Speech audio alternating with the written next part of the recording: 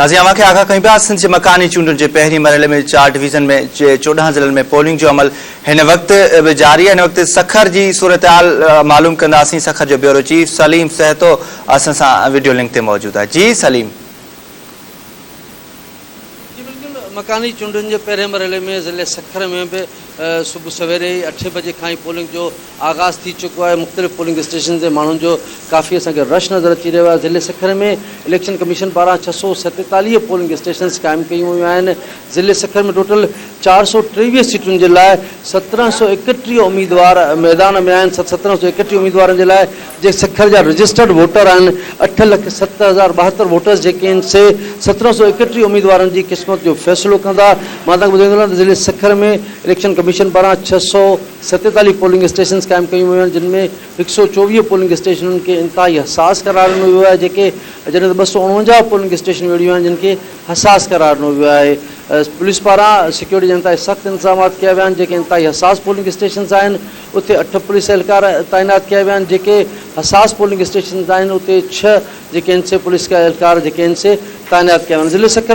ज़िले सखर खे शहरी ऐं ॿाहिरां जी आबादी में विरहायो वियो आहे। शहरी आबादी में जेके म्यूनसिपल कॉर्पोरेशन आहे उहा 3 टाउन म्यूनसिपल कॉर्पोरेशन्स ते मुश्तमिल आहे, जॾहिं त 2 म्यूनसिपल कमेटीज़ ऐं 3 टाउन कमेटीज़ बि जेके आहिनि से शहरी आबादी में शामिल आहिनि। जॾहिं त बहिराड़ी वारो जेको इलाइक़ो आहे ज़िले काउंसिल जे अंदरि जेको अचे थो उन में 42 यूनियन काउंसिल्स क़ाइमु कयूं वियूं आहिनि। ज़िले सखर जी जेके शहरी आबादी जो TMCs आहिनि, जेके टाउन म्यूनसिपल कॉर्पोरेशन आहिनि, उन में बकीशाह में 11 यूनियन कमेटियूं आहिनि, GA में 11 यूनियन कमेटियूं ऐं टाउन कमेटी निसार सिद्दीकी में 10 यूनियन कमेटियूं आहिनि। इन खां अलावा म्यूनसिपल कमेटी रोड़ी में 12 वार्ड, म्यूनसिपल कमेटी पन्नू आकिल में 16 वार्ड, जॾहिं त जेके टाउन कमेटीज़ आहिनि भागड़जी में 3 वार्ड, टाउन कमेटी कंदरा में 6 वार्ड ऐं टाउन कमेटी सालेपट में 8 वार्ड आहिनि।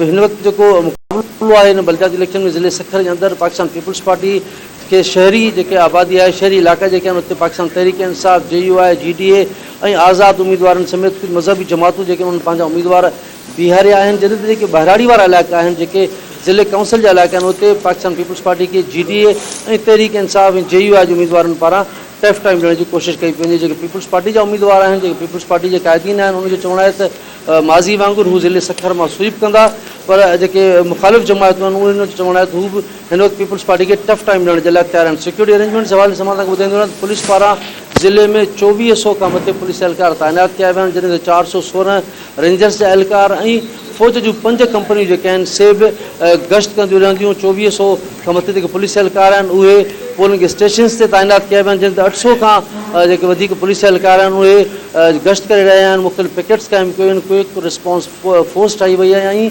कुझु पुलिस एहलकार जेके आहिनि से इलेक्शन कमीशन जा जेके एहलकार आहिनि उनजी सिक्योरिटी ते तैनात कया विया आहिनि।